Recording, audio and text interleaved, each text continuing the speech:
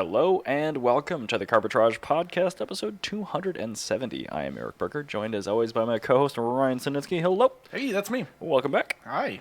Before we hop into topics, two things. Beer. Looks like you have a Pabst Blue Robot. I have my PBR, which is it's fine. I really prefer hams. I mean, we say this all the time. Like, hams is the best cheap beer. It is. But like, we should really. I'm gonna buy Boxer next time. Oh, that will definitely encourage us to drink less beer. Well, no, I'm just trying to think of like other cheap beers that aren't like atrocious tasting. Boxer's pretty bad. It's not that bad. But like, Is it still like $11.99 for 36 of them? yeah. Oh, I'll get like I get that one maybe at Pig's Eye. that one gives me gut rot, especially the Boxer Light. Oh, Boxer Light. Ugh. Oh. I'll bet we can expand our world of into other shitty beers. I'll just get a 6-pack of shitty beers for like $1. And my options right now are Summit EPA or Coors Light, so I'm not gonna have a beer this episode. Yeah, that's fair. I'm gonna drink very heavily tonight. So anyway, Yeah, I'm gonna be at home relaxing, enjoying myself. that'll be a first. I have not had time to do that in a long time. Jan's working tonight, so I'm going to just play video games and clean and have a very calm evening. It's gonna be really. That sounds great. pretty good. Yeah, I always enjoy the evenings at the Armory, but like being the person who takes point on planning a VIP experience at Armory and paying up front for 12 people gets a bit wearing. And like other people are willing to do it, but nobody's actually willing to do See, it. this is the thing is, we live very similar lives with like the amount of personal spending money that we have, but like the overall revenue that we spend is very different. Like, but we operate with the same amount of like in-day like. Yeah, I feel like our sine waves are different magnitudes, but like we have the same. Yes, exactly. Yeah. It's the same frequency. So Yeah, like we're sitting here, we're both be like, man, we don't need money, and you're like, yeah, no, I spend on average $5,000 a week, and I'm like, I spend about $1,000 a week. My mortgage randomly just went up $200 a month. Oh, tight. Cool. Yeah, mine went up 50. That was fun. I'm just like I'm too lazy to even call in and figure out what is going on. Oh, St. Paul property taxes. Wow, mine must have gone up a lot. Maybe because you were right next to where it had all that road work. Well, upcoming, because Yeah. I've got the Metro Transit Gold Line project, Yep, the all-new bridge down to that's your Lower thing. Town. Yep, that's your property taxes. Thanks, Well, Melvin Carter. You're still better than Jacob Fry. I'm fine with paying taxes. I just wish they would tell me ahead of time, because that's like a 20% difference in my mortgage. I really wish that property taxes affected people. Like, because property taxes are a flat rate across all properties in St. Paul. So people like me that like live Really? on a tighter shit. Oh yeah, 5% is 5%. That's what I'm saying. As opposed to like a staged tax where like you have an income tax. I feel like that's how they should do it. Is like you have a staged property tax. Like if your house is like over $500,000, you get taxed. You pay more of the tax because obviously you can afford to buy a $500,000 house. As opposed to me, I'm sitting here like holding on for dear life on my $300,000 house. Like I'm fairly well-to-do, I guess, but like I have a $150,000 house, which is probably worth $300 now. But like, think of the lady who lives across the street from you that has the same priced house as you. Oh my God, I know. Like imagine how much $200. If I had to pay $200 a month more on my mortgage, I would sell my house because I would be homeless if I did that.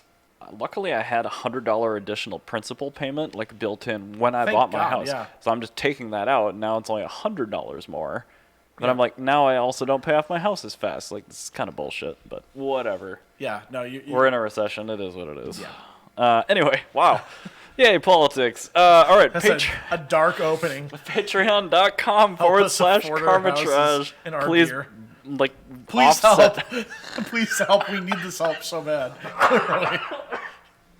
Yeah, what Ryan said. Thank you. We very badly need it. Anyway, let's move on to World Cup of Cars. Yeah, World Cup of Cars Part 2. Here we go. All right, we're going to open up with Belgium versus Canada. All right, let me Belgium makes load up cars, these links. believe it or not. I don't know. Is it made out of chocolate? Yeah, it looks like it. It's actually a really dope car. It's called a Gillet Vertigo. Oh, I've heard of Gillet before. I don't they're know pretty they were cool. still... I don't know. I don't know what the current status of Gillet is. Oh, God. But that is- what they do is they make a Le Mans car for the road. Okay.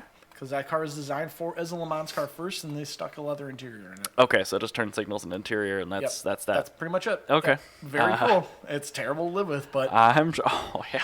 Okay. it is most definitely a supercar. I see some fibrocarbonate in there. So this is the difference between a supercar and a hypercar. As a hypercar is refined, a supercar is not. This is why I like supercars more than hypercars. What gave it away that this wasn't necessarily refined? Exactly. Is it the Chrysler 90s era leatherwork on the interior? This is the thing. I prefer a supercar over a hypercar. Because a hypercar, you're just back to like, cool, you've now spent so much money. You're just driving a really ridiculous Mercedes S-Class. Yeah. Whereas you're driving a supercar, you're like, somebody put a V12 into my MR2. Like, Cool. cool. Okay. That's a car that's exciting. I want to see more of that. Did they upgrade the brakes? No, this is terrible. It's horrible. I have to step over a 1.5 wide sill to get into my Countach. It's terrible. Why did this happen? Well, the car we based it on didn't need the cooling in the back. Yeah, like, why are the pedals 6 inches over from where my butt is? Why does my knee hurt? Well, It's you like, can reach them, can't you? You need to turn the wheel. Like, Talking about knees hurting. Tesla Model S, worst car for that. Couldn't you put the wheel wells like forward like 6 inches? No. Like, okay. I guess, yeah. So that's all like supercars. Yeah, it's all like supercars. Also, supercars are manual. Hypercars are not manual. But there was a Le Mans car that has a stick. Yeah, it was a 90s Le Mans car. Even better. Yeah. Also, I love that like they had to take out the steering wheel with all the buttons and LEDs on it, but like, well, the hub only fits racing wheels. So it's stuck on just an OMP track wheel. Yeah, it's great. It's a really great car. I love supercars. How long has this been in production? Production's questionable, but how long have they been thinking about producing something? They've made them. They just make like 2. Oh, okay. they make about as many as like Pagani makes. Okay, so homologation rules have changed a little bit then. Yeah, no, but I mean, it's like Pagani where they make like a few of them. Okay. But Pagani's a more known quantity. But like, yeah, Gillet is really cool. The brand was very well known in like the 60s. Yeah, and they were like Shelby big. Well, no, that was Ginetta. Nah, it was both. Oh, it was both? Yeah. Well, anyway, yeah, they're still around making cool supercar, Le Mans car stuff. If you go back to like Gran Turismo 3, there was a ton of Gilets in there. Yeah, and so I have no idea if this is still in production, but I know they made them for a while. And then so I just looked at the second option. Belgium is going to be going up against Canada. So Belgium made a car that is very purely a supercar. Uh-huh. And for Canada, I need to think of the most Canadian vehicle. So I thought of Fargo. You're probably wondering, what the hell is Fargo? That's a Dodge Power Wagon. Isn't Fargo a Coen Brothers movie? I'm like, it is. Yes. But Fargo is also a Dodge brand for Canada. Because Fargo Trucks was originally an American truck brand. Interesting. That Dodge purchased. Did that company start in North Dakota? No. Weirdly enough. Wow. Yeah. Because I wasn't expecting that answer. Fargo is like going far the further you go, and it was also named after American City. So it's a perfect name for a vehicle, actually. So Fargo. At least they kept the name Power Wagon. Very comical history with Dodge. So anyway, Fargo was their Canadian-only truck brand. They started in America as an independent brand, almost immediately got bought out by Dodge. Fargo is its own independent company, existed like in the 30s for like 5 years maybe. And then was purchased by Dodge. So then when Dodge would import things to Canada, they'd have like a Canadian spec of their vehicles. So they had a Fargo Power Wagon. Sure. And so when they had a Canadian spec, they do like some things that were like, you'll have like a more efficient heater core or something. So they'd make them for the Canadian market. We're going to give you foot heat vents in addition to hand heat Exactly. vents. So I was thinking a Canadian made and produced Dodge Power Wagon. Oh, it was produced in Canada too. Oh yeah, no, this is like totally Canadian. Yeah. Okay, wow. So in Canada, prior to NAFTA, that's actually what killed Fargo. Prior to NAFTA, there had to be Canadian made and owned brands. Okay. So a lot of like GM brands, like there's like Chevy of Canada, but like Dodge, since they had so many weird defunct brands, they just throw their defunct brand into Canada, so you could keep. Yeah, we don't need a new one. We already got a trademark here. Yeah, and so they would keep it there, so they'd retain the trademark. Sure. Kind of like how Willys, like Jeep, quit using Willys, and then Mahindra brought the Willys here, and then now they're in a fight. I do remember that, which they should stop fighting because it's adorable. I want the Mahindra, but yeah, it's better. They kept developing the damn thing. So Dodge was doing that for most of the 20th century with all these weird brands that they owned, because they owned like a ton of brands. Like in the 30s, Dodge Brothers and Chrysler Corporation bought a bunch of weird small boutique manufacturers and just kept them on hand. And sometimes they just make them to a trim level for a car, like Imperial, like something like that. So anyway, with Fargo, after Dodge quit making Fargo when NAFTA happened, Fargo themselves had begun a knockdown kit of their own trucks in Turkey. And this was unbeknownst to Dodge. And so when Dodge quit using Fargo in Canada, they kept making them in Turkey. Somehow Dodge corporate Chrysler corporate didn't click with them. And they sent them Turkish Fargo brand to cease and desist. And Turkey was like, no, you signed this deal with us. We make these. These are ours. You said we can make these. We have the signed deal right here. As long as we make them, we can continue making them. As long as it's the same truck. And so Turkey kept making the same box truck called a Fargo under Fargo knockdown kit rules. And Turkey. In Turkey. And Dodge couldn't use it because the trademark had lapsed on their end. And Turkey owned it. And the brand had some weird connection back to Canada, so somehow the Canadian trademark left Dodge and went to the Turkish brand until the Turkish brand went out of business. Oh my God. Incredible. How long did they make the Turkish-built one? Like, they made it until, like, the mid-2010s. Like, it was a long time they made this, like, 1970s knockdown kit. It was a total, like, what the fuck moment for Dodge. It's a terrible vehicle. It's hilarious. It wasn't this specific one because they made like a ton of different trucks. Oh, okay. No, it was like a 70s box truck. A totally generic looking 70s box truck. I thought you meant like a 40s Power Wagon. No. There was like a 70s era box truck. But they made them for so long that Dodge lost the trademark for them. That's so funny. And they've since, I think they have it back now. But it was like a total... I bet that was cheap. Mm-hmm. Although they just played the waiting game then. They did. The other company went out of business because they could not further develop the vehicle. They had to make the exact same truck as it was in the 70s. I'm guessing sales went down a bit. A lot, yeah. Okay. And then eventually they just couldn't make them, and they just had to make part kits for them for a truck that nobody bought anyway. And I tried selling them in other countries. Sounds very lucrative, yeah. Yeah. So basically, they were stuck with this brand, and like the company just like held on to it, like the sinking ship. No, this is ours. Fuck you, Chrysler. And I kind of love that. I really love that. Pizza party. Yeah, exactly. I really love that a lot. So it's just really incredible. If I had a giant multinational company by the balls and it was costing me that much money, I would probably still do it too. Yeah, totally. I would totally, like, as long as I can stick it to Chrysler, that'd be incredible. Oh my God. So Fargo made some really, really, really cool trucks.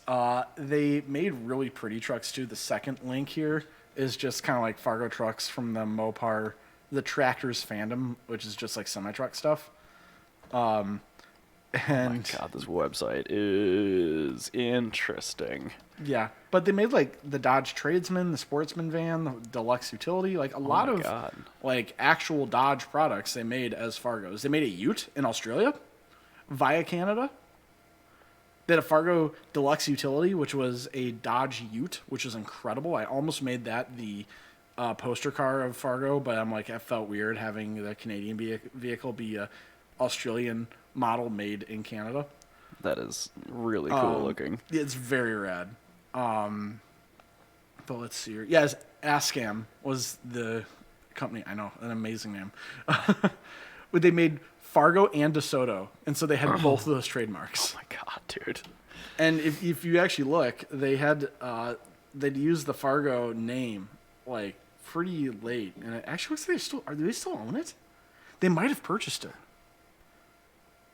Yeah, literally, it's a tradesman. Dodge / Fargo tradesman. Oh so yeah, in Turkey they still make Fargos apparently because they now have a semi truck called a Fargo. So I guess it was wrong that I guess ask them when they reformed. Yeah, Ascam Inlet has no technical or business connection to Chrysler anymore, and they make that truck. Huh. That's hilarious. So they can still use the name Fargo, but no actual like Dodge parts. Yeah, exactly. Incredible. What's this model? I have no idea. I don't think that's the truck. It looks like Fargo the tank engine. Yeah, it's exactly what that looks like. I don't know what's going on. I'm a little scared. But yeah, no, Fargo made some like really cool stuff. Like they made the tradesman, and the transit van. They made a bunch of cool box trucks. So yeah, Fargo's kind of a cool company, I think. So was that Canadian or Turkish then? They're Canadian. The Turkish thing was just a hilarious, like, of course it happens to Chrysler. That is the most Chrysler story I've ever heard in my life. I'm like, a trademark lapsed and Chrysler didn't think about it and they tried to enforce it, and then Turkey's like, no, fuck you. Like we got the documents with all the we parts. own this, yeah. God. Well, I think the story is better on the Canadian. Although, like the good part of the story came from the Turkey era. Well, even the Canadian version was great. Like, well, the vehicle, sure. I think I genuinely love the Fargo company. I will one day own a Fargo. Like, absolutely. I fully intend on, like, one of my Back to the 50s vehicles will be a Fargo truck. Okay, that's fair. Like, one of these with a 6BT in it would be pretty cool. Yeah. Or, like, what I was thinking is they made, like, just normal pickups, like, in the 50s. Yeah. So I'd want to get one of those normal pickups and, like, lower it, put in, like, a max wedge or something. Not a Trophy 4? No, because that's a GM. But a max wedge was a very wacky little pent roof. Basically, in the 60s... Wasn't that like the hottest slant 6 you could buy? No, the max wedge. The max wedge was a 426 cubic was inch. It the twin Yeah. carby? Yeah. Where they had constant vapor lock issues because the carbs were right over the exhaust manifolds. Exactly, and you could get those carbs on the max wedge, so that would be very cool. So I think a max. Okay. I'd want to do a max wedge into a Fargo truck. That'd be like the perfect Mopar build for me. Max wedge Fargo. That's got a great name. Yeah, that's a really cool truck, a good name. So, what do you think? A brand that made literally just a single Le Mans car into a road car, or the dumbest truck story you've ever heard in your life from Chrysler? Let's go with the Wish.com Dodge. Wish.com Dodge? All right, so sorry, Gillet, for the second time in a row you have lost because you haven't made anything, really. It's the same answer. We were bored the first time, we're still bored. Yeah, make more shit. Seriously. You have the ability to be very cool. All right. Ironically, we credited a company that didn't make new shit ever. No, but they were hilarious about it. Oh my god. Yeah. Be entertaining. Go steal somebody's lapsed trademark and sell that car in their market with that name. That's what you do. Is this a Ford Tempo? Well, the name was available. Sorry. It says right here. Yeah. We legally make the Ford Tempo now. It's a Gillet. So. I'm sorry that you called your car the Ford Tempo. And now we can make the Gillet Ford Tempo because you put your name into the car and then you let the trademark lapse. This isn't a Ford Tempo. It's a Gillette Ford Tempo. That's a Gillet Ford Tempo. What are you talking about? All right, God. so the next one is going to be, oh man, the Moroccan-made Dacia Sandero. Oh, yeah. Versus the Remace. I like them both. Although now that Remace is part of Bugatti. Bugatti? Yeah. No, it's not Volkswagen anymore. Bugatti got spun off. And Remace is owned by Bugatti. I don't know if it's the other way around. I think Remace bought Bugatti. No, nobody. Remace, they haven't made anything. Well, yeah, but look, they somehow have all that shit under their roof already for they're such a vertically integrated company. They build everything. I guess I don't know how they got the financing for it. The Dacia is barely its own thing. All right, so which one? The Moroccan production Dacia Sandero or a Remace? I don't want to pick this one. I don't want to. You know what I'm going to say. I can't. Okay, I want to see the badge where it says Dacia of Morocco. Let's see here. Let's see here if I can find this. Because the link, I think, is just the regular Sandero page. Moroccan becomes exclusive producer of new Dacia Sandero. That's incredible. Oh my God, no. It's not even that. Are all Sanderos just made in Morocco? They're all Moroccan. So all Sandero production is Moroccan. Sorry. All production of the Sandero is in Morocco now. It's no longer made in Romania. It's entirely Moroccan. That's what it is. I'm sorry, Dacia Sandero. It beats the. It is a. Fine. Yeah, great news. The Dacia Sandero wins. Anyway. Also, Romania. Romania's not on here, and they would win anyway because they're all vampires. I really do like the Rimace, but like the Bugatti kind of black eyes it a little bit. Yeah, I'm not a big fan of modern Bugatti. And maybe that's changing now with new ownership, but... And apparently it's a wildly profitable venture. I scrolled past that in one of the articles today. I didn't click on it. I'm glad that it's profitable for great. them. Cool. All right, so we're going to move on to Group G. Group G is fascinating. Yeah. This is going to be a very fascinating one. Also, Switzerland, I think, pretty much has it in the bag.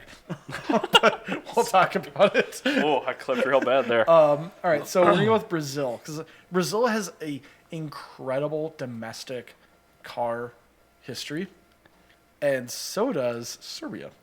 So we start with Brazil. Brazil has the Chevrolet Opala. That looks... Okay, it's got like the... Wow. It's really cool looking, right? Yeah, it's got the front of a... Like a Holden and like... I was going to say there's a Chevy... It's basically a tiny muscle car. Yeah, they only four-door, though. Yeah, they only came with inline sixes. The four-door take rate was through the roof. You could get performance versions on the four-door. Yeah, it does look like an Impala. Like a baby Impala. Yeah, I love the name Opala. It's just, Is that an Impala? No, it's an Opala. Opala. Oh, yeah, no. In Brazil, if you say Impala, like, they were furious when the Impala came to Brazil because they thought it was a ripoff of the Opala. Because the Opala is, like...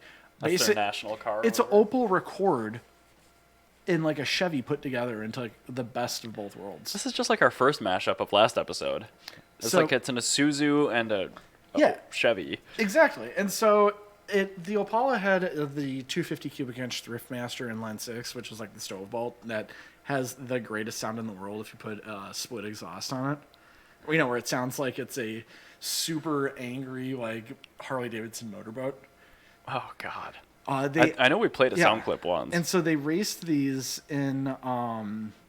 They actually raced these, like, in, like, a domestic Brazilian touring car racing series, and they did really well. I like that it's small. Yeah, they're really small. Like, an inline six is, like, the big engine. It was 24 hours of Interlagos that they had. And they actually have a soundbite of an Opala SS here. Let me see if it'll play.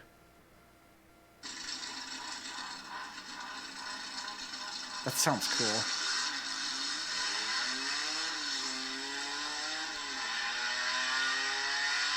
Rev's pretty high. That is a overhead valve inline six.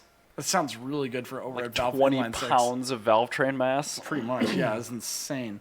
But yeah, the 250S Opala was actually really quick. It kicked ass at 24 hours at Interlagos. It beat the shit out of the Ford Maverick. Even though the Ford Maverick had almost a whole liter of more engine to it. I really like this Opala SS because it's just like a middle finger to gigantic American cars, but it is literally just a Q5 to a Q7. Yeah, it's just a photocopier car. Exactly. The Opala. So, all right, the normal, like, 4.1 liter engines made like 140 horsepower. The 250S you could buy from, like, that one I just played. Mm-hmm. You could get all that stuff, like, from the factory. Like, you could just, they were all, like, dealer optional bolt-ons.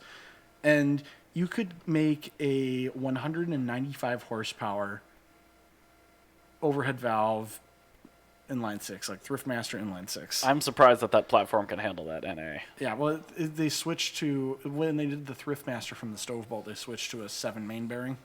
Okay, good. Yeah, that's why you can have this insane amount of power. Well, that makes more sense then. Okay, as long as they handled the valve train, it's probably all right. Oh, yeah, no, they were actually, like, reliable and good. The transmission options were fantastic. You had a 3-speed manual column shift, a 4-speed manual floor shift, a 5-speed manual floor shift, 3-speed or a 4-speed automatic, and they made them until 1988. What was the first year? First year was 1968. Oh, my God. Oh, sorry, they made until 1992. Oh, my goodness. Yeah. Okay, so everything in South America is just made forever.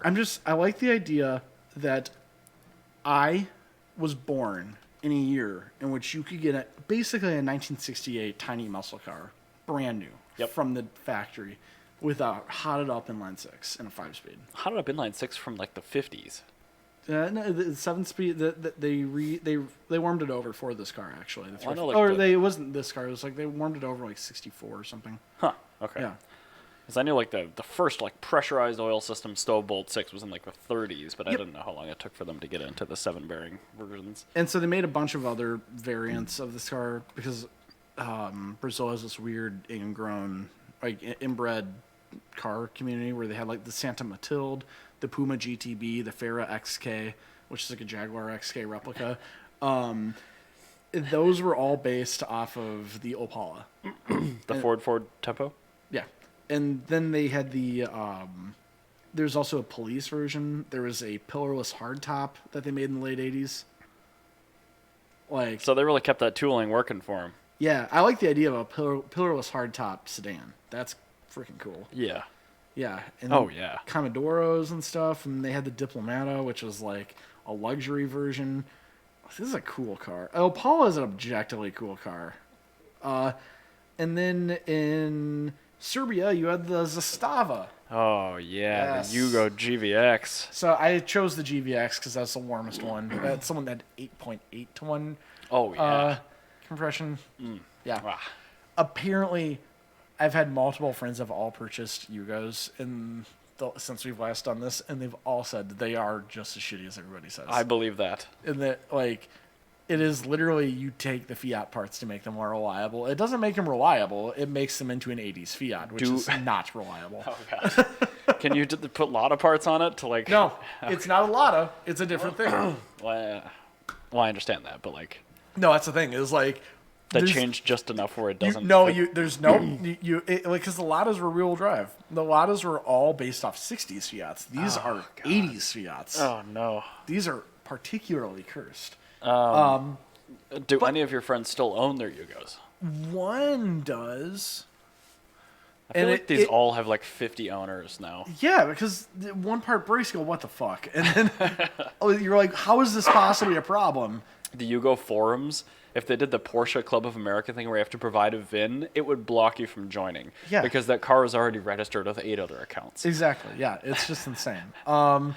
So, yeah, the GVX, it came with some Tupperware on it and the alloy wheels. Sunroof. And slightly more compression, pop-out rear windows. They're cool. Like, I do genuinely like them. Like, the thing is, like... Didn't we find one of these for sale, like, relatively locally last time we did this? Yes, we did. And it was pretty cheap? That was one that eventually ended up with one of my friends. It was not a running, driving, functional vehicle for very long. So we lucked out by not doing anything with that. But yeah, I mean, they were kind of cool. Like, I mean, they came with a little tachometer. It was like stuck onto the steering column, like literally stuck on the steering column. They had racing stripes in the seats, which are cool. The seats were still the exact same, very, very, very cheap Soviet seats. 1.3 engine. So the GVX, the normal engine was a 1.1 carbureted engine. Oh. Which, it's bad. But if you're telling me that Yugo made it, I will take the carbureted version over a fuel injected version. Oh, God, yeah. Because who did they source the fuel parts from? I don't know. How many backwards R's and E's with 3 lines through it are in that? And so the GVX received a 1.3-liter engine, 8.8 to 1 compression ratio. Was it still a carby, though? Fuel injection, electronic fuel injection.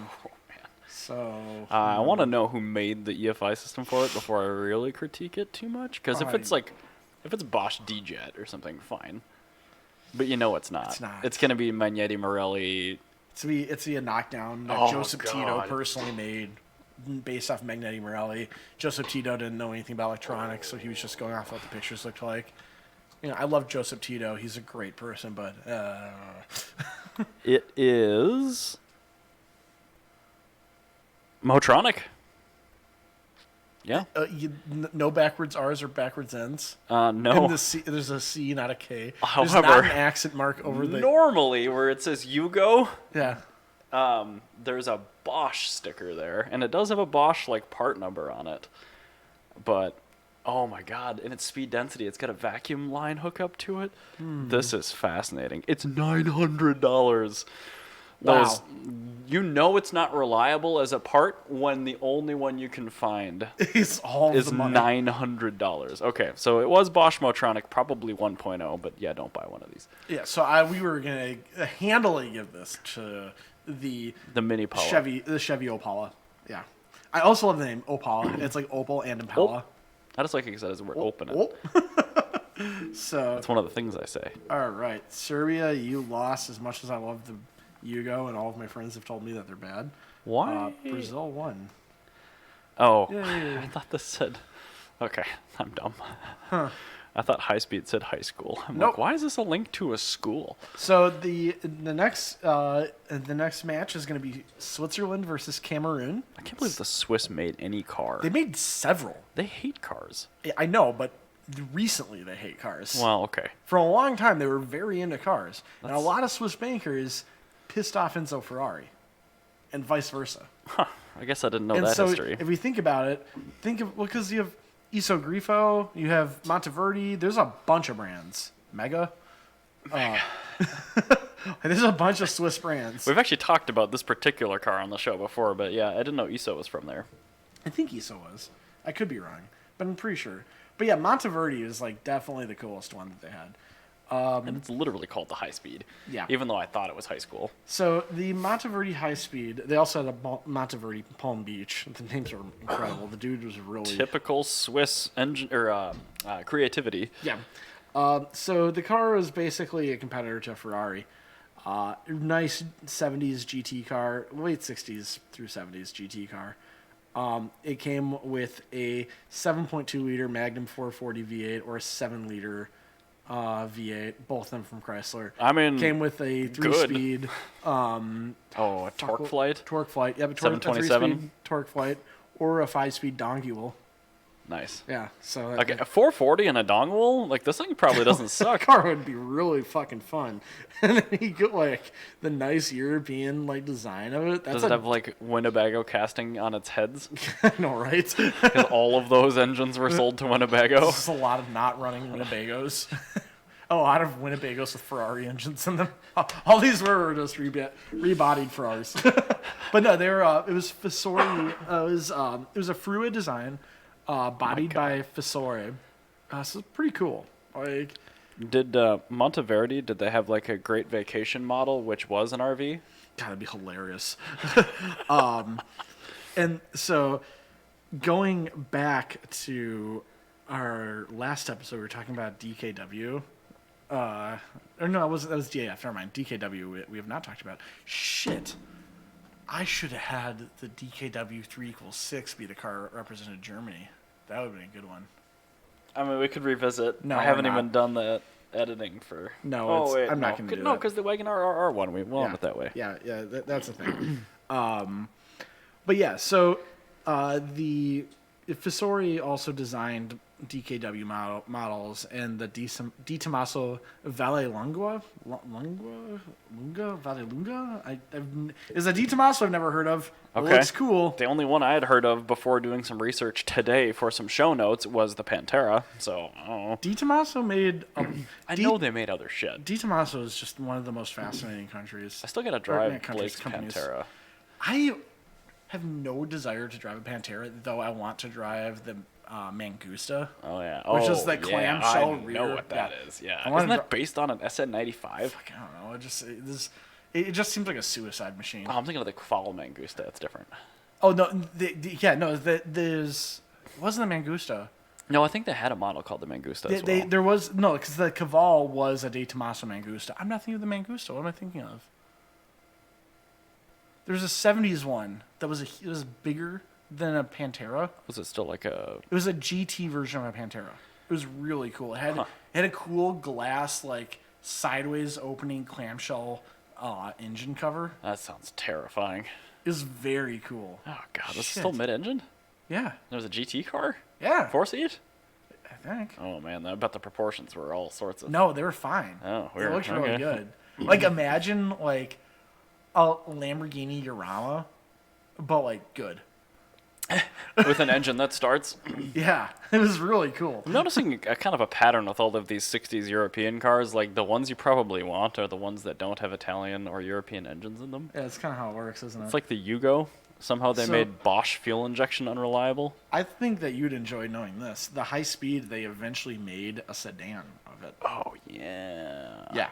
So basically, at that point, you've taken a American muscle car engine, put it into a Italian sports car, and then put it back into an Italian muscle car. Well, an Italian-bodied Swiss. Yeah. So basically, a high-speed 375-4 is just great. That's the only way I can describe it. Fancy charger. You should scroll down to the bottom. It's not all the way at the bottom. It's like right above literature. But if you scroll down, you'll see it. It's the last car I think they have a photo of. Right there. Oh, yeah. Oh, my God. Yeah, it's really good. It looks like a 400i it's like a C-pillar. A 400i meets like a Maserati Quattroporte. Yeah. In like a good way. That is just... That looks like it was AI generated. You know, that car is probably phenomenal to drive. It's probably the best driving experience. There's probably 3 left. They're all broken. No, they're just... they're fine. They have like Ford Granada headlights and they're basically a Charger. Like, true. It's a Charger with independent suspension, good brakes. Like, that's a good vehicle. It's probably cheap, too. Yeah, it's probably really nobody, good. for whatever stupid reason, nobody likes 4-doors. Yeah, and also, Monteverdes are among the most affordable 70s supercars. So if you wanted to, if you want to get into, Ferrari Daytona ownership, but you can't afford one, you can get a Di Tommaso, or not Di Tommaso, god damn it, a Monteverde high speed. So the name of that De Tomaso is still sticking with you, right? I can tell. But yeah, they're very cool. I think Tell me more about De Tomaso, Ryan. Monteverde makes very cool things. Monteverde makes the best De Tomaso. I did some research on the nation of Cameroon, and theoretically, okay. They make cars. My God. This is all theoretical because I cannot get any firm. I like the. I cannot get a for sure photo. These are all the photos of these cars are taken at the same Cameroon National Car Show. I just love the masthead here. It starts with 4. not confidence inspiring. Yeah, 4 Chinese company building Central Africa's first auto plant. It's been a bumpy road. The cars, they look terrible. These don't look good. These look like 90s Hyundai commercial products. Their logo is a very clear ripoff of the Acura logo. Yeah, but it's been run through some smoothing filters on Photoshop. Yeah. If you scroll down, they have more of their display. See, the thing is, the only display was in 2017. And so you have a knockoff of a Jeep, and then you have a knockoff Toyota, 2 knockoff Hiluxes, a knockoff crossover of sorts. Oh my God, that's the only other secondary photo. Yeah, that's all I can tell you about it. But wow. Yeah. Oof. All right. Theoretically, they have a vehicle that is there. That's the thing. That's why I counted Cameroon. I could not give you a model, but they probably stapled some badges on there. They have physically made some vehicles, multiple. At least 1, 2. They've made 4, 3, 4, which is more than Qatar has made. Yeah, true. So that's got them. They've made 4 functioning vehicles. I don't know if they're safe. I wouldn't want to drive them. I have no faith in them.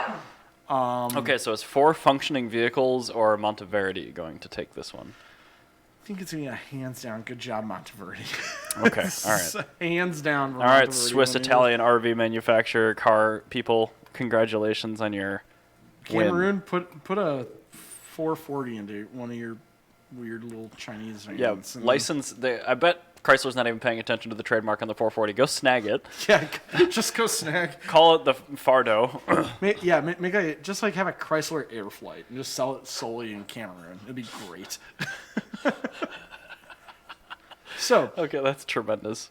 I love all of that. Very similar to BTV Amigo.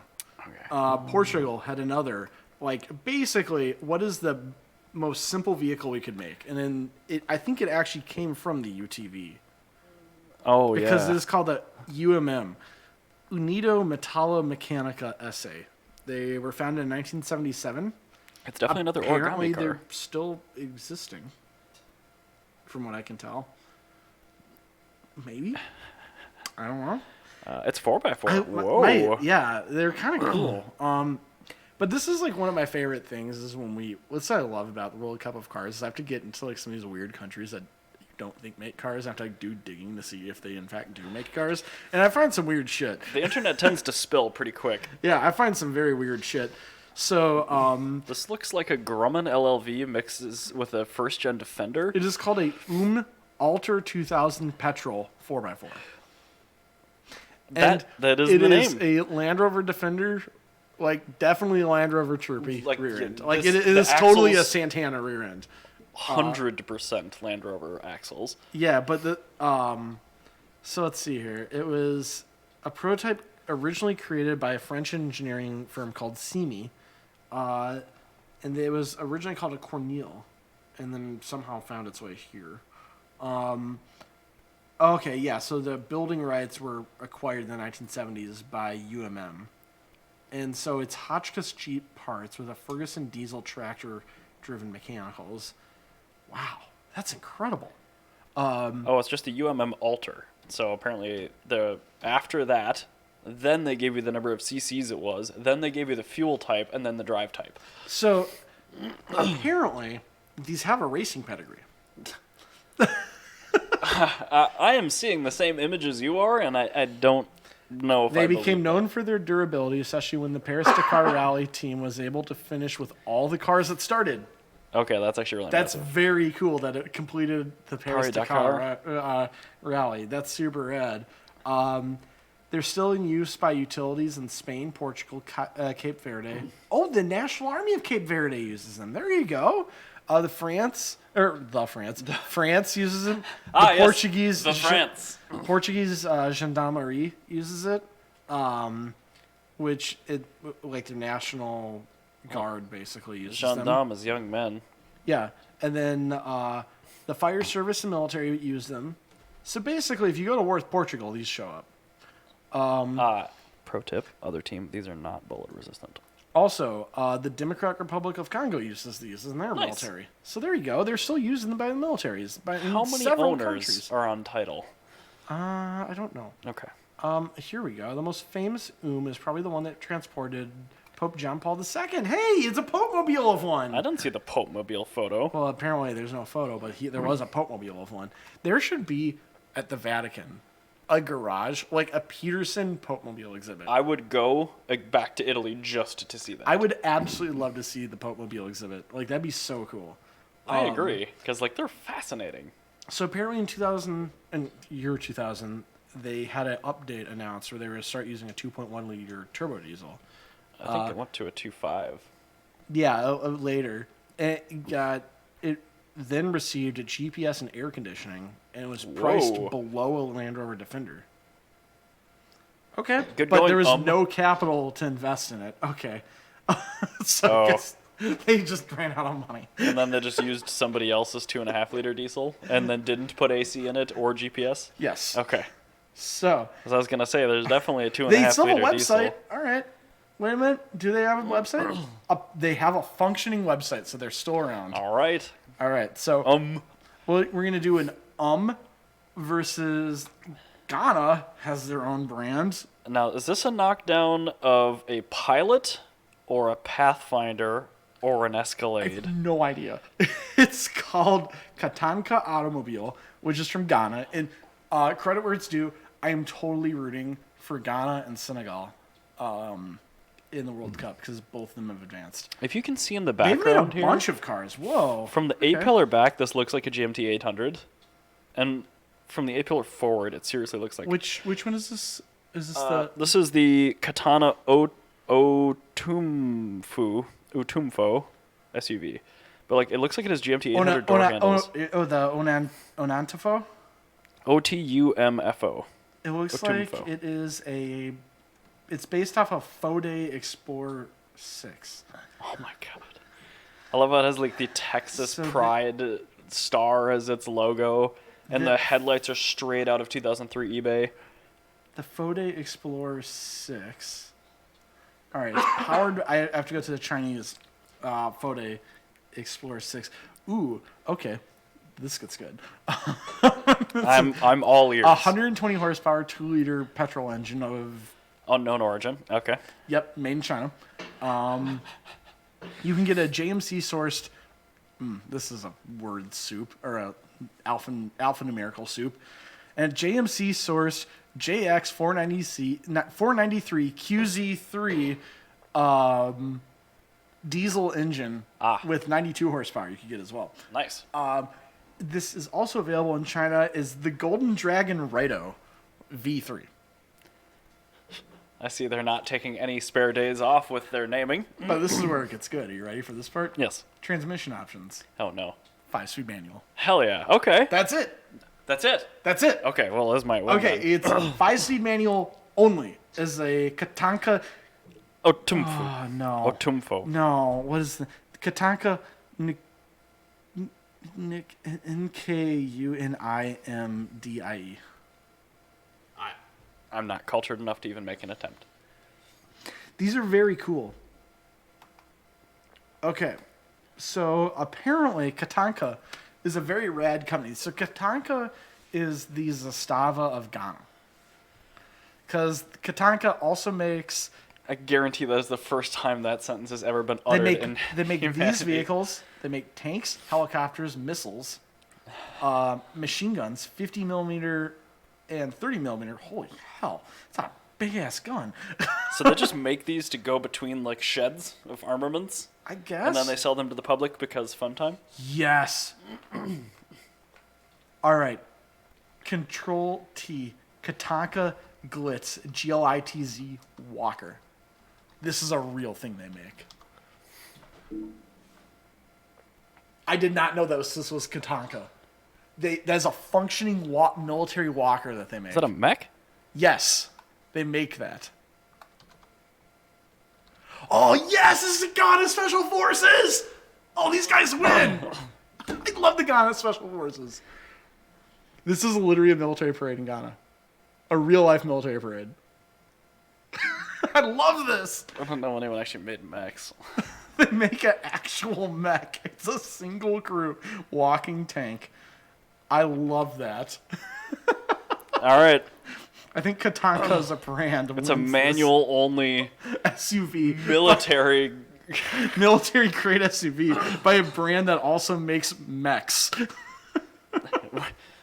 I'm excited to try out this unknown origin 2-liter petrol I know, right? in like a 7,000-pound American-style SUV. 0 to 60 never reliable, kind of. I think I would get the diesel. Yeah, I think I would too. All right, so the final. Is this our last pairing? Wow. Our final pairing is going to be Uruguay versus South Korea.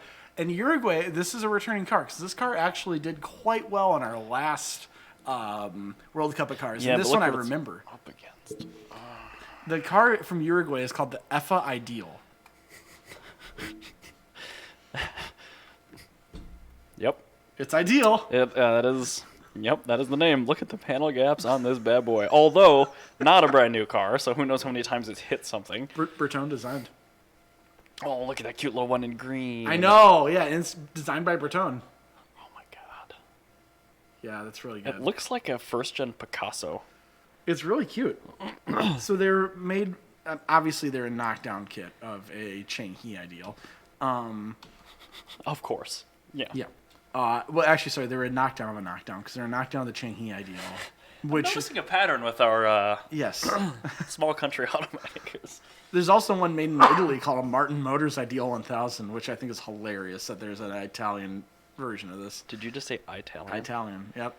Okay, Because it has a 1.1 liter gas engine, anti-lock brakes, which I'm sure are great.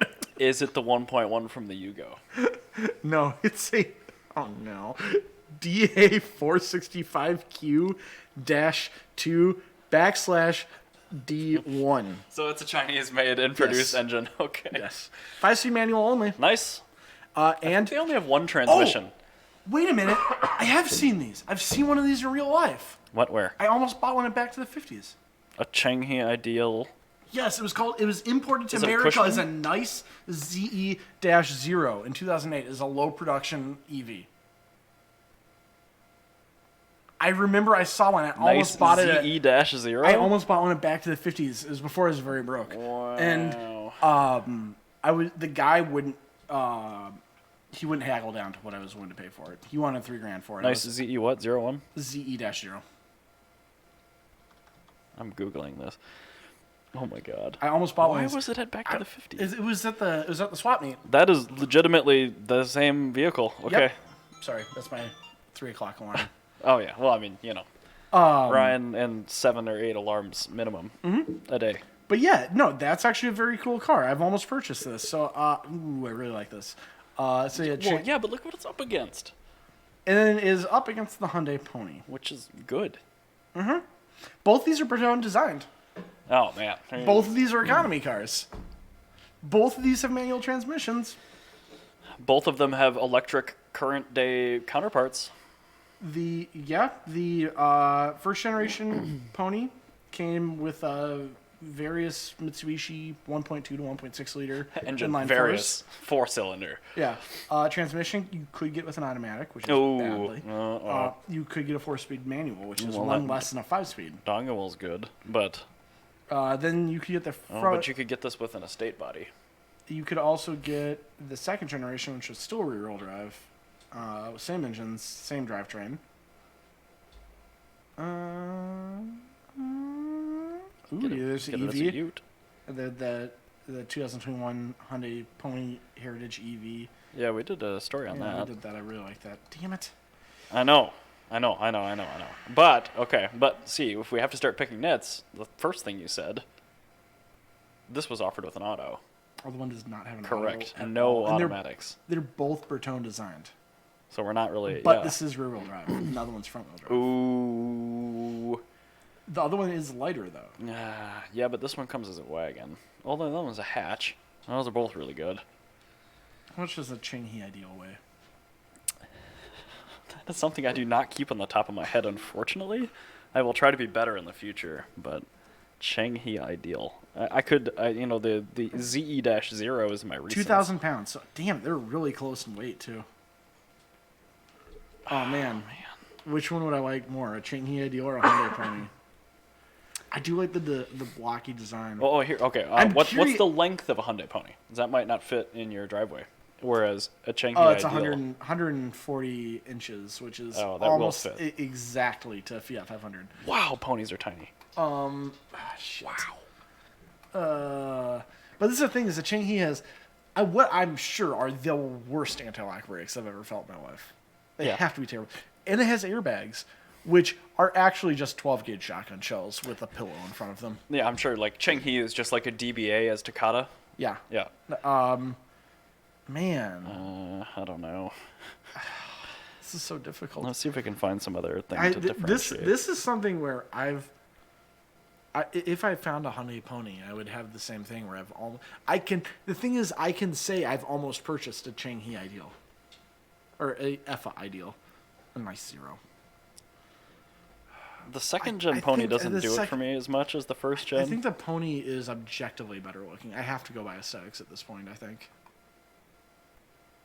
Well, I mean, it's a much more 80s vibe. Yeah, I mean, they're effectively the same thing. I really like Was the Pony sold in green? I assume it was. Sure it was, yeah. Okay, good. This is the thing, is I really like the rear 3/4 of the Changhe Ideal. I think it's got, or the F Ideal, I'm sorry. I think the rear 3/4 is a really good look.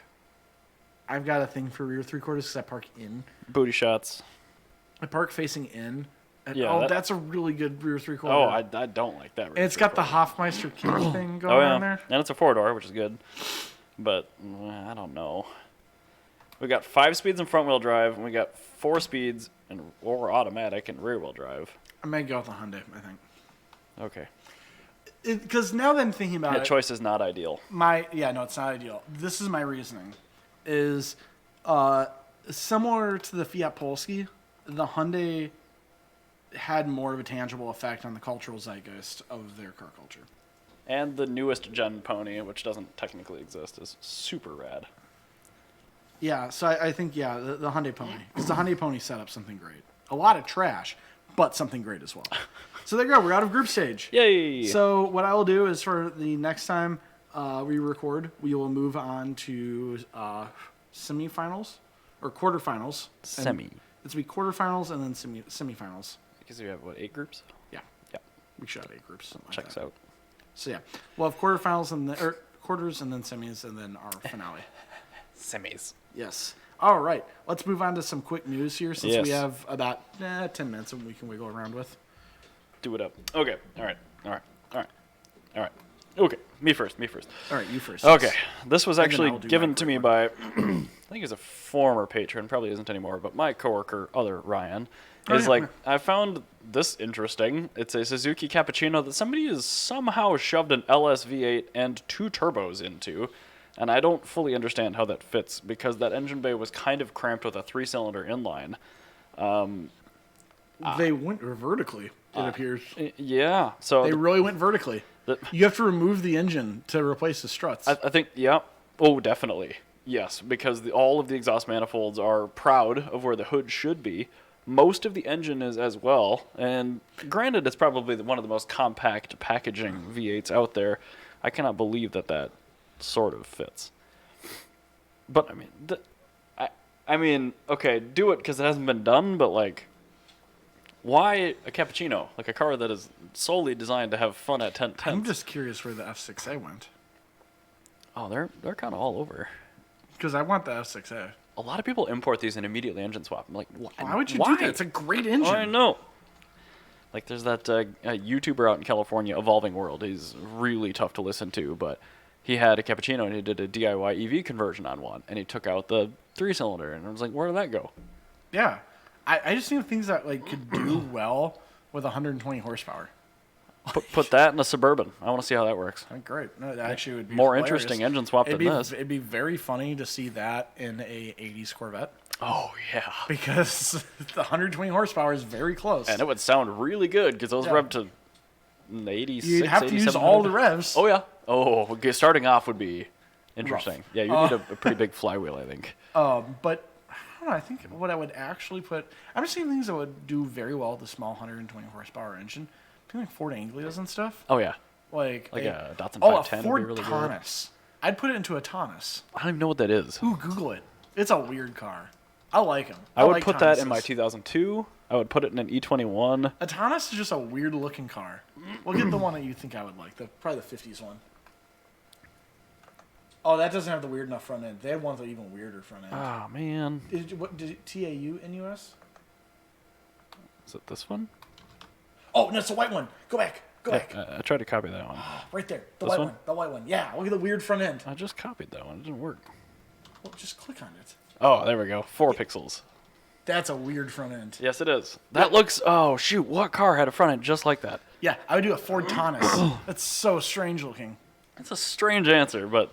That's what I would put. That's a better topic. What legacy front-engine rear-wheel drive vehicle platform that came with probably a shit engine would you put a Suzuki 3-cylinder turbocharged twin-cam engine into? I think a Ford Taunus would be perfect. I would put it in a BMW E21. There we go. An E21 and a Taunus would be 2 great vehicles. And we can race them together and make It'd no be so difference in fun. the world. All right, I'm going to rename my topic because it'd be way better with what would you put the... Yes. So, while you're renaming your topic that we just talked about after the fact, Yep. you know how Vietnam is literally my favorite country in the world? Yeah, and me too because of the damn riverboat racing. But now I can get a Vietnamese car in the no. U.S. in 2023, theoretically. It's called the VinFast VF8.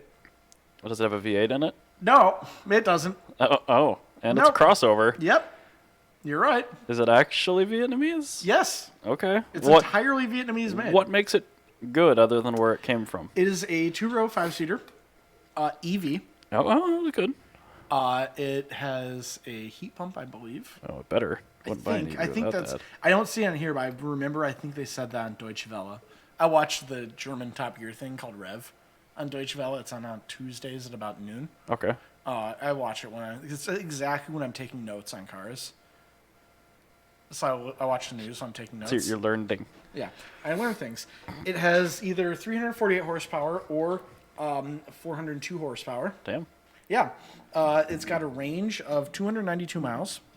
That's actually pretty impressive. This is cool. They have a battery leasing option. Makes your payments way cheaper. I have no idea how the hell it works. But it makes your payments like super affordable. Leasing the battery. So if you fall behind on your lease payments, do they come take the battery pack out of your car then?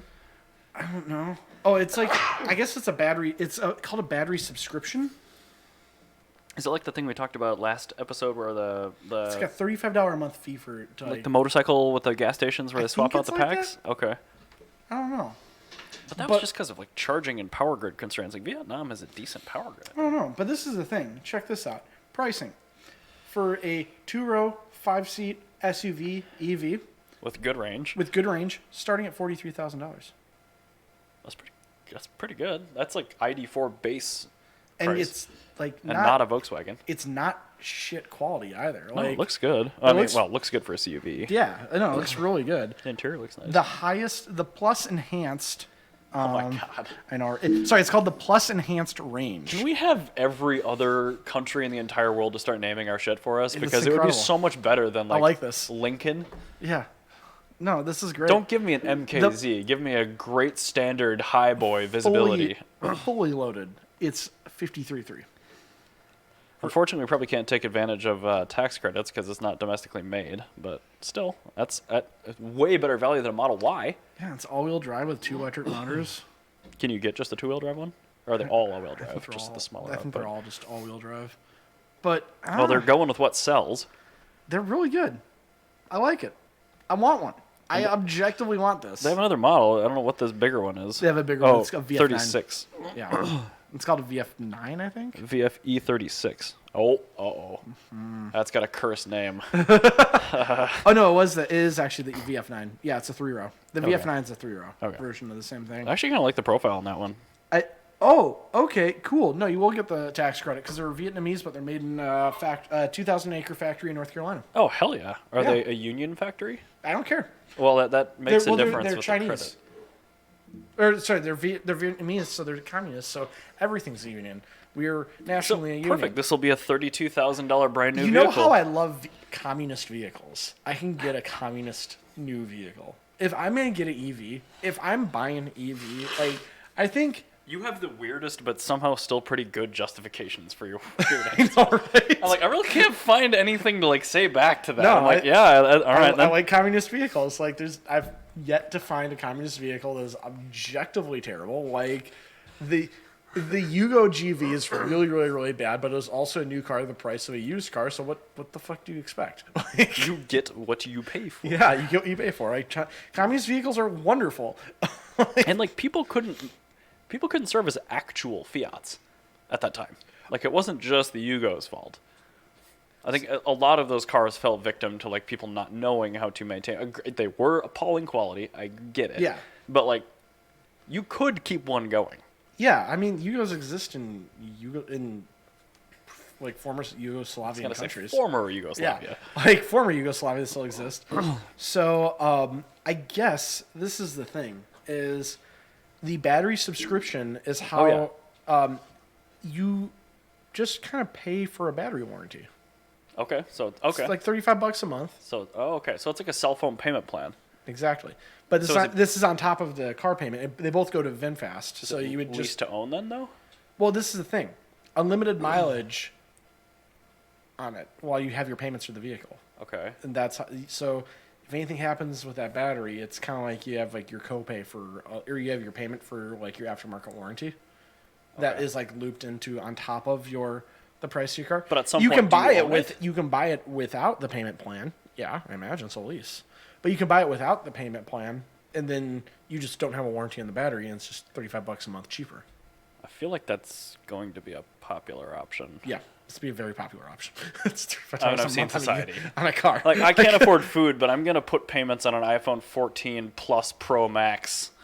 So yeah, I mean, 1 terabyte for my Snapchat photos. So this is what I think is really dope about it: is you have a panoramic glass roof, leather upholstery, second row captain's chairs on the VF8. Like, this is a cool, like, I want this. If I was going to get an appliance vehicle, that's it right there. Why wouldn't you get the Fiat 500e? I said an appliance. That's technically an appliance. No, that's just a car I want. Oh, okay. But, like, if, like, so, like, let's say in 5 years, let's say Jan and I procreate, and I have a child on the way. I would get that.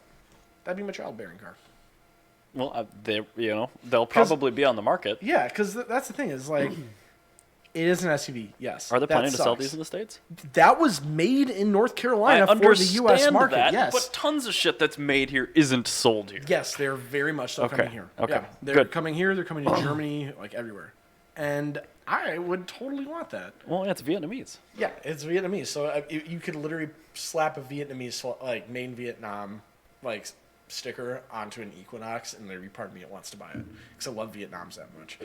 So I want one of those riverboat things. yeah, those are Thai. Did I show you the TikTok that does just those? I didn't realize it was Thai, but yes, you did. Yeah, well, the Mekong Delta. So I guess I thought Thai, Vietnam, Cambodia. they must all do it then, because That must be a thing. well, yeah, it's Southeast definitely Asia. a thing. Well, I mean, I guess we won the Fierce Mekong competition. Delta. I really want to see it IRL. Yeah, that'd be great. That's one of my goals for when I go to the Mekong Delta. I want Buying yourself a Vietnamese vehicle will get you one step closer. I wonder if they have a tourist, like, factory pickup. Oh, like a Vietnamese delivery? Yes! I would love Vietnamese delivery. How many dong extra is that? God, it'd be millions of dong extra. It'd be like $5. Like, I would totally do a Vietnamese delivery on that. That'd be so cool. I don't know if they would do it because, like, there isn't a direct port in Vietnam that would go straight to the U.S., I don't think. Well, No. no, because it's made here. Yeah. Ah. But you could do a tourist pickup where you get like a or similar. That's just like a. Well, Saab used to give you a vacation to, like, Trollhagen if you bought a car. That's what I mean. Like, you have a vacation to, like, Da Nang or something. Like, That'd buy a be great. Vietnamese car, come see how Vietnam is. That would be perfect. Well, I would buy the Email car. them and tell them they need to put that in as an I option. would buy the car solely for that option. I believe you. But that'd be so cool. I'm very into this. So yeah, a VinFast VF8. I think that's gonna be my car of the year for next year. Oof, okay. That's how much I like that. Well, because it is a affordable, good, well optioned. When are they EV going to be delivered first here? Apparently 2023. Okay. Next year. All right. Well, that's fine. It gives us room to give it to the Fiat 500e for 2024. Yeah.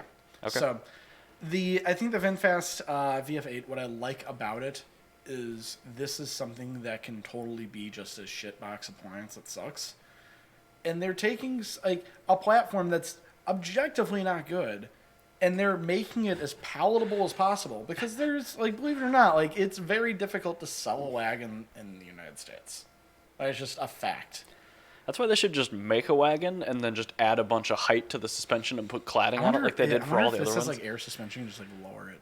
Because I bet a VF8 would look real hot, Lord. Well, it's like the EV6 and the I-Pace. Like, those This things, would look... if you drop them 2 inches, they are wagons. It's basically a blocky Apache, yeah. I'd drop that like 3 inches. Yeah, just put it on its nuts, and then it should be That'd fine. be really cool. I bet that probably is based off something that somebody makes a coil over for. And if it has air suspension, links. Done. There you go, done. Yeah. So there you go. That's it. That would be my very cool car that I found. I thought everybody would enjoy hearing about my new favorite vehicle. We'll check back in January of 2023 to see if that makes our Carbitrage Car of the Year. Yes, it might. There you go. It All right. just very well might. Okay. Well, we have lots to talk about that's not time sensitive. So We we'll will move shift that a on lot to of the- that. Yeah, this will Yeah. all be next episode. So thank you for listening, everyone, and enjoy my tangent about the VF8. Bye, guys.